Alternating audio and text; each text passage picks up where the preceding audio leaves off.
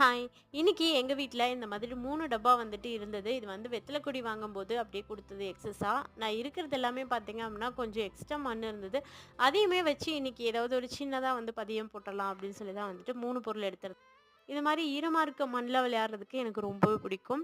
கொஞ்ச நேரம் மண்ல விளையாண்டதுக்கப்புறம் பார்த்தீங்கன்னா, வர கொத்தமல்லி, வெந்தயம் அண்ட் வந்துட்டு மிளகாய் விதை 3மே வந்துட்டு இன்னைக்கு சின்னதா இருக்க டப்பால போட்டு இன்னைக்கு வளர வைக்கலாம் அப்படின்னு சொல்லி தான் வந்துட்டு இன்னைக்கு ஸ்டார்ட் பண்ணியிருக்கேன். கொஞ்சம் கொஞ்சமா தண்ணி ஊத்தி, இது எனக்கு தெரிஞ்ச மாரி இன்னைக்கு நான் பதியம் போட்டிருக்கேன். பெரண்டையுமே பார்த்தீங்கன்னா, வேற ஒரு பாட்ல இருந்தது. அதையுமே வந்துட்டு கீழ வேர் எல்லாமே எப்படி இருக்குன்னு செக் பண்ணி பார்த்துட்டு, இதுல இருக்க பாட்டுக்கு மாத்தியாச்சு. இந்த வீடியோ பிடிச்சிருந்தா சேனல மறக்காம சப்ஸ்கிரைப் பண்ணிட்டு பாருங்க. கொஞ்சம் சப்போர்ட்டிவா இருக்கும்.